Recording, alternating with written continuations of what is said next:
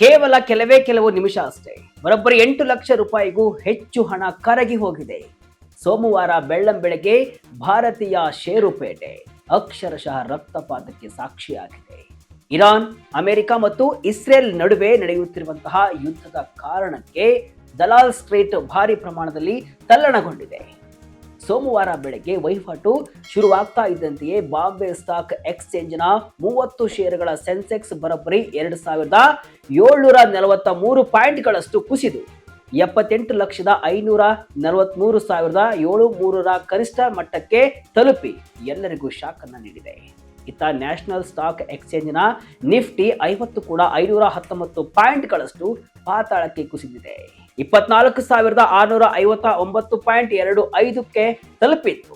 ಹೂಡಿಕೆದಾರರಿಗೆ ದೊಡ್ಡ ಶಾಕ್ ಅನ್ನು ನೀಡಿದೆ. ಇತ್ತ ಮಧ್ಯಪ್ರಾಚ್ಯದ ರಕ್ತಪಾತ ಚಿನ್ನ ಹಾಗೂ ಬೆಳ್ಳಿ ಬೆಲೆ ಏರಿಕೆಯೂ ಕೂಡ ಕಾರಣವಾಗಿದ್ದು ಮತ್ತೆ ಚಿನ್ನ ಹಾಗೂ ಬೆಳ್ಳಿ ಆಕಾಶದತ್ತ ಮುಖ ಮಾಡಿ ನಿಂತಿವೆ. ಜೊತೆಗೆ ರೂಪಾಯಿ ಮೌಲ್ಯ ಕೂಡ ದಾಖಲೆ ಮಟ್ಟದ ಕುಸಿತವನ್ನ ಕಂಡಿದೆ. ಮಾರುಕಟ್ಟೆ ದಿಢೀರ್ ಅಂತ ಕುಸಿದಿದ್ದು ಯಾಕೆ? ಅಲ್ಲಿ ಎಲ್ಲೋ ಯುದ್ಧ ನಡೆದ್ರೆ ಭಾರತದ ಷೇರು ಮಾರುಕಟ್ಟೆ ಯಾಕೆ ಕುಸಿಯಬೇಕು? ಈ ಕ್ರಾಶ್ಗೆ ಪ್ರಮುಖ 5 ಕಾರಣಗಳೇನು? ಈಗ ಯಾವ ವಲಯದ ಷೇರುಗಳು ಸೇಫ್? ಚಿನ್ನ, ಬೆಳ್ಳಿ, ರೂಪಾಯಿ ಕತೆ ಏನು? ಡೀಟೇಲ್ ಆಗಿ ಈ ವಿಡಿಯೋದಲ್ಲಿ ನೋಡ್ಕೊಂಡು ಬರೋಣ. ನಾನು ಶಿವಮೂರ್ತಿ ಸ್ವರೂಪ. ನಿಮಿಷಗಳಲ್ಲಿ 8 ಲಕ್ಷ ಕೋಟಿ ರೂಪಾಯಿ ನಷ್ಟ. ಮಧ್ಯಪ್ರಾಚ್ಯದ ರಕ್ತಪಾತಕ್ಕೆ ಷೇರುಪೇಟೆಯಲ್ಲೂ ಬ್ಲಡ್ ಬಾತ್. ಸೋಮವಾರದ ಮಾರ್ಕೆಟ್ನ ಆರಂಭಿಕ ಕುಸಿತ ಎಷ್ಟೊಂದು ಭೀಕರವಾಗಿತ್ತು ಅಂದ್ರೆ ವಹಿವಾಟು ಆರಂಭವಾದ ಕೇವಲ ಕೆಲವೇ ನಿಮಿಷಗಳಲ್ಲಿ ಹೂಡಿಕೆದಾರರ ಬರೋಬ್ಬರಿ 8 ಲಕ್ಷ ಕೋಟಿ ರೂಪಾಯಿಗೂ ಹೆಚ್ಚು ಸಂಪತ್ತು ಕರಗಿ ಹೋಗಿದೆ. ಬಿಎಸ್ಇ ಲಿಸ್ಟೆಡ್ ಕಂಪನಿಗಳ ಒಟ್ಟು ಮಾರುಕಟ್ಟೆ ಬಂಡವಾಳವು ಹಿಂದಿನ ಸೆಷನ್ನಲ್ಲಿದ್ದಂತಹ 463.50 ಲಕ್ಷ ಕೋಟಿ ರೂಪಾಯಿಗಳಿಂದ ಏಕಾಏಕಿ 455.70 ಲಕ್ಷ ಕೋಟಿ ರೂಪಾಯಿಗಳಿಗೆ ಕುಸಿದಿದೆ. ಮಧ್ಯಾಹ್ನದ ವೇಳೆಗೆ ಮಾರುಕಟ್ಟೆ ಚೇತರಿಸಿಕೊಳ್ಳುವಂತಹ ಸಣ್ಣ ಪ್ರಯತ್ನ ಕೂಡ ಮಾಡಿತಾದ್ರೂ ಕೂಡ ಸೆನ್ಸೆಕ್ಸ್ 1087.65 ಪಾಯಿಂಟ್ಸ್ ಇಳಿಕೆಯೊಂದಿಗೆ 80,191.54ರಲ್ಲಿ ಮತ್ತು ನಿಫ್ಟಿ 323.60 ಪಾಯಿಂಟ್ಸ್ ಇಳಿಕೆಯೊಂದಿಗೆ 24,855.05ರಲ್ಲಿ ವಹಿವಾಟು ಮುಂದುವರೆಸಿತ್ತು. ದೊಡ್ಡ ದಿಗ್ಗಜ ಕಂಪನಿಗಳ ಷೇರುಗಳೇ ಈ ಕುಸಿತದಲ್ಲಿ ಅತಿ ಹೆಚ್ಚು ಪೆಟ್ಟನ್ನ ತಿಂದಿವೆ. ಲಾರ್ಸೆನ್ ಅಂಡ್ ಟೂಬ್ರೋ ಅಂದ್ರೆ L&T, ರಿಲಯನ್ಸ್ ಇಂಡಸ್ಟ್ರೀಸ್ ಮತ್ತು ICICI bank, Mahindra and Mahindra, Bharti Airtel, HDFC bank ಮತ್ತು ಸ್ಟೇಟ್ ಬ್ಯಾಂಕ್ ಆಫ್ ಇಂಡಿಯಾದಂತಹ ಹೆವಿ ವೇಟ್ ಷೇರುಗಳು ಕೂಡ ಮಾರುಕಟ್ಟೆಯನ್ನ ಕೆಳಕ್ಕೆ ಇಳಿದಿವೆ. ದೊಡ್ಡ ಕಂಪನಿಗಳಷ್ಟೇ ಅಲ್ಲ, ಸಣ್ಣವಕ್ಕೂ ಕೂಡ ಎಫೆಕ್ಟ್. ದುಬೈ ಸ್ಟಾಕ್ ಮಾರ್ಕೆಟ್ ಬಂದ್, ಭಾರಿ ಕುಸಿತ. ಕೇವಲ ದೊಡ್ಡ ಕಂಪನಿಗಳು ಮಾತ್ರವಲ್ಲ, ಬಿಎಸ್ಇಯ ಬರೋಬ್ಬರಿ 677 ಷೇರುಗಳು 52 ವಾರಗಳ ಕನಿಷ್ಠ ಮಟ್ಟಕ್ಕೆ ಕುಸಿದಿವೆ. Aavas financiers, Abbott India, ACC, Alkyl Amines ನಂತಹ ಷೇರುಗಳು ನೆಲಕಚ್ಚಿದ್ದು ಕೇವಲ 48 ಷೇರುಗಳು ಮಾತ್ರ ಲಾಭದ ಮುಖ ನೋಡಿದವು. ಒಟ್ಟು 3,765 ಷೇರುಗಳ ಪೈಕಿ 3,014 ಷೇರುಗಳು ನಷ್ಟವನ್ನು ಅನುಭವಿಸಿದರೆ ಕೇವಲ 596 ಷೇರುಗಳು ಲಾಭವನ್ನು ಗಳಿಸಿದವು. ವಿದೇಶಿ ಹೂಡಿಕೆದಾರರು 7,536.36 ಕೋಟಿ ಮೌಲ್ಯದ ಷೇರುಗಳನ್ನು ಮಾರಾಟ ಮಾಡಿದ್ದಾರೆ. ಆದರೆ ಸ್ಥಳೀಯ ಸಂಸ್ಥೆಗಳು 12,292.81 ಕೋಟಿ ರೂಪಾಯಿ ಮೌಲ್ಯದ ಷೇರುಗಳನ್ನು ಖರೀದಿಸಿ ಸ್ವಲ್ಪ ಮಟ್ಟಿಗೆ ಆಸರೆಯಾಗಿವೆ. ಜಾಗತಿಕ ಮಾರುಕಟ್ಟೆಗಳಾದ ದಕ್ಷಿಣ ಕೊರಿಯಾದ ಕಾಸ್ಪಿ, ಹಾಂಗ್ಕಾಂಗ್ನ ಹ್ಯಾಂಗ್ ಸೆಂಗ್ ಹಾಗೂ ಜಪಾನಿನ ನಿಕ್ಕಿಐ ಕೂಡ 1% 1.69% ಕುಸಿತವನ್ನು ಕಂಡಿವೆ. ದುಬೈ ಸ್ಟಾಕ್ ಎಕ್ಸ್ಚೇಂಜ್ ಬಂದ್ ಆಗಿದ್ದು ಓಪನ್ ಆದ ದಿನ ಭಾರಿ ಪ್ರಮಾಣದಲ್ಲಿ ಕುಸಿತ ಕಾಣುವ ಸಾಧ್ಯತೆ ಇದೆ. ಷೇರು ಮಾರುಕಟ್ಟೆ ಕುಸಿತಕ್ಕೆ ಏನ್ ಕಾರಣ? ಇರಾನ್, ಅಮೆರಿಕ, ಇಸ್ರೇಲ್ ಯುದ್ಧ. ಈ ಬಾರಿ ಮಾರುಕಟ್ಟೆ ಕುಸಿತಕ್ಕೆ ಪ್ರಮುಖ 5 ಕಾರಣಗಳಿವೆ. ಅದರಲ್ಲಿ ಮೊದಲನೇ ಪಶ್ಚಿಮ ಏಷ್ಯಾದಲ್ಲಿ ಎದ್ದಿರುವ ಯುದ್ಧದ ಕಾರ್ಮೋಡ. ಅಮೆರಿಕ ಮತ್ತು ಇಸ್ರೇಲ್ ನಡೆಸಿದ ದಾಳಿಯಲ್ಲಿ ಇರಾನಿನ supreme leader Ayatollah Ali Khamenei ಮತ್ತು ಇತರ ಹಿರಿಯ ಅಧಿಕಾರಿಗಳು ಹತ್ಯೆಯಾದ ಬಳಿಕ ಇರಾನ್ ಪ್ರತಿಕಾರವಾಗಿ ದಾಳಿಗಳನ್ನು ನಡೆಸಿವೆ. ಮಧ್ಯಪ್ರಾಚ್ಯದಲ್ಲಿ ಯುದ್ಧ ಶುರುವಾಗಿದ್ದು ಇದು 3ನೇ ಮಹಾಯುದ್ಧಕ್ಕೆ ನಾಂದಿ ಹಾಡುತ್ತಾ ಎಂಬ ಭೀತಿ ಕೂಡ ಮಾರುಕಟ್ಟೆಯನ್ನು ಆವರಿಸಿದೆ. ಇದರ ಬೆನ್ನಲ್ಲೇ ಅಮೆರಿಕದ ಅಧ್ಯಕ್ಷ ಡೊನಾಲ್ಡ್ ಟ್ರಂಪ್ ಇರಾನ್ ಕ್ಷಿಪಣಿ ದಾಳಿಯಲ್ಲಿ ಮೃತಪಟ್ಟ 3 ಅಮೆರಿಕನ್ ಸೈನಿಕರ ಸಾವಿಗೆ ಸೇಡು ತೀರಿಸಿಕೊಳ್ತೇವೆ, ಭಯೋತ್ಪಾದಕರಿಗೆ ತಕ್ಕ ಶಾಸ್ತಿಯನ್ನ ಮಾಡ್ತೇವೆ ಅಂತ ಎಚ್ಚರಿಕೆಯನ್ನು ಕೂಡ ಕೊಟ್ಟಿದ್ದಾರೆ. ಈ ಯುದ್ಧದ ವಾತಾವರಣವು ಜಾಗತಿಕ ಹೂಡಿಕೆದಾರರಲ್ಲಿ ನಡುಕವನ್ನ ಹುಟ್ಟಿಸಿದೆ. ಗಗನಕ್ಕೇರಿದ ಕಚ್ಚಾ ತೈಲಕ್ಕೆ ಬಿದ್ದ ಮಾರ್ಕೆಟ್, 91ರ ಗಡಿ ದಾಟಿದ ರೂಪಾಯಿ ಮೌಲ್ಯ. ಮಾರುಕಟ್ಟೆ ಕುಸಿತಕ್ಕೆ ಎರಡನೇ ದೊಡ್ಡ ಕಾರಣ ಕಚ್ಚಾ ತೈಲದ ಬೆಲೆಯಲ್ಲಿನ ಭಾರಿ ಏರಿಕೆ.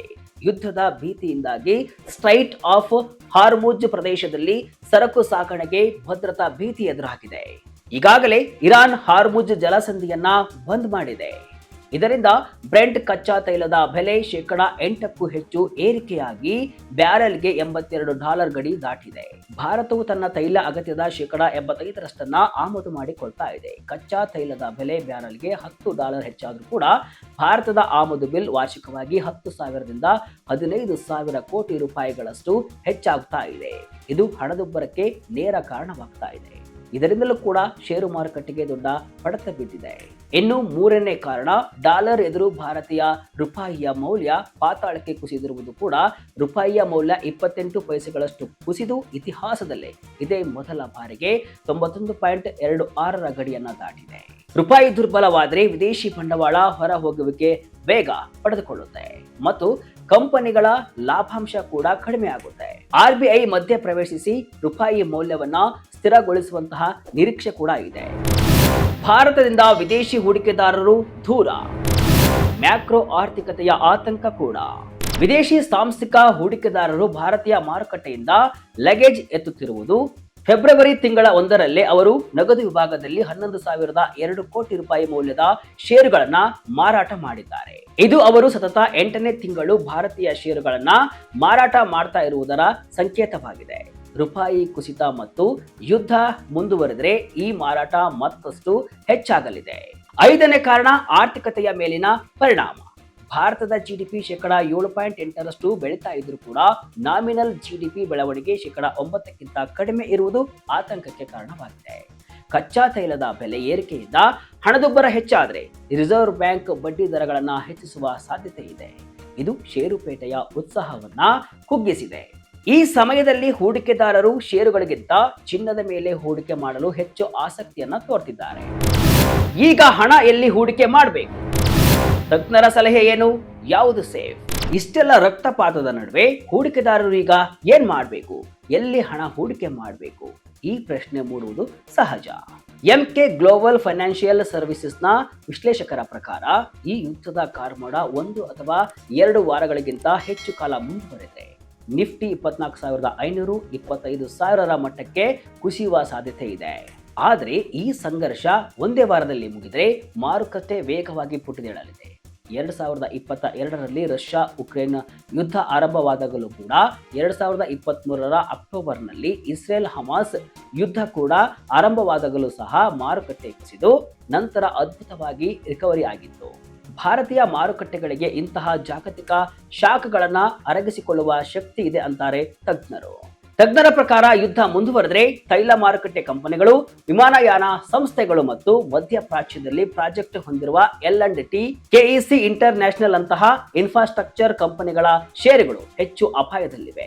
ಹಾಗಾದ್ರೆ ಸುರಕ್ಷಿತ ತಾಣಗಳು ಯಾವುವು ಅಂತೀರಾ?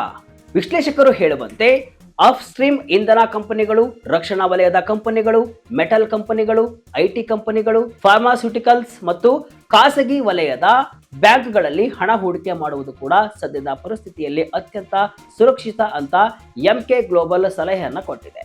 ರೂಪಾಯಿ ಮೌಲ್ಯ ಕುಸಿತದಿಂದ IT ಮತ್ತು ಫಾರ್ಮಾ ಕಂಪನಿಗಳಿಗೆ ಲಾಭವಾಗಲಿದೆ. ಚಿನ್ನದ ಬೆಲೆಯಲ್ಲೂ ಭಾರಿ ಹೆಚ್ಚಳ, ದರ ಇಳಿಯುತ್ತೆ ಎಂಬ ಕನಸು ನುಚ್ಚು ನೂರು. ಇನ್ನು ಮಧ್ಯಪ್ರಾಚ್ಯದಲ್ಲಿ ಯುದ್ಧ ನಡೀತಾ ಇರುವುದರಿಂದ ಚಿನ್ನ ಹಾಗೂ ಬೆಳ್ಳಿ ಬೆಲೆಯಲ್ಲಿ ಕೂಡ ಭಾರಿ ಏರಿಕೆಯನ್ನ ಕಂಡಿದೆ.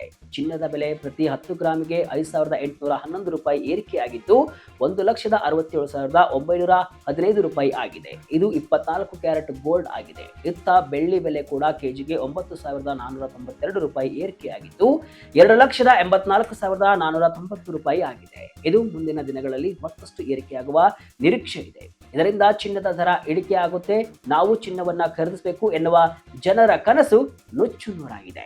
ಒಟ್ಟಿನಲ್ಲಿ ಮಧ್ಯಪ್ರಾಚ್ಯದಲ್ಲಿನ ರಕ್ತಪಾತ ದಲಾಲ್ ಸ್ಟ್ರೀಟ್ನ ರಕ್ತಪಾತಕ್ಕೂ ಕಾರಣವಾಗಿದೆ. ಕಚ್ಚಾ ತೈಲದ ಬೆಲೆ, ವಿದೇಶಿ ಹೂಡಿಕೆದಾರರ ನಡೆ ಮತ್ತು ಪಶ್ಚಿಮ ಏಷ್ಯಾದ ಯುದ್ಧದ ವಾತಾವರಣ ಸದ್ಯ ಭಾರತೀಯ ಷೇರುಪೇಟೆಯ ದಿಕ್ಕನ್ನ ನಿರ್ಧರಿಸುತ್ತಿವೆ. ಯುದ್ಧದ ಕಾರಣಕ್ಕಾಗಿ ಹೂಡಿಕೆದಾರರ ಸ್ವರ್ಗ ಚಿನ್ನದ ಕಡೆ ಹೂಡಿಕೆದಾರರು ಮತ್ತೆ ಮುಖ ಮಾಡಿರುವುದರಿಂದ ಚಿನ್ನದ ಬೆಲೆಯೂ ಕೂಡ ಭಾರಿ ಪ್ರಮಾಣದಲ್ಲಿ ಏರಿಕೆ ಆಗ್ತಾ ಇದೆ. ಮುಂದೇನಾಗುತ್ತೆ ಎಂಬುದನ್ನ ಕಾದು ನೋಡೋಣ. ಇದಿಷ್ಟು ಇವತ್ತಿನ ವಿಶೇಷ. ಇದೇ ರೀತಿ ಹಲವು ವಿಶ್ಲೇಷಣೆ ಮಾಹಿತಿ ಅಷ್ಟೇ ಅಲ್ಲ, ಮನರಂಜನೆಯ ವಿಡಿಯೋಗಳಿಗಾಗಿ ವಿಜಯ ಕರ್ನಾಟಕ ವೆಬ್ಸೈಟ್, ಫೇಸ್ಬುಕ್ ಹಾಗೂ ಯೂಟ್ಯೂಬ್ ಪೇಜ್ ಅನ್ನ ಫಾಲೋ ಮಾಡಿ. ಧನ್ಯವಾದಗಳು.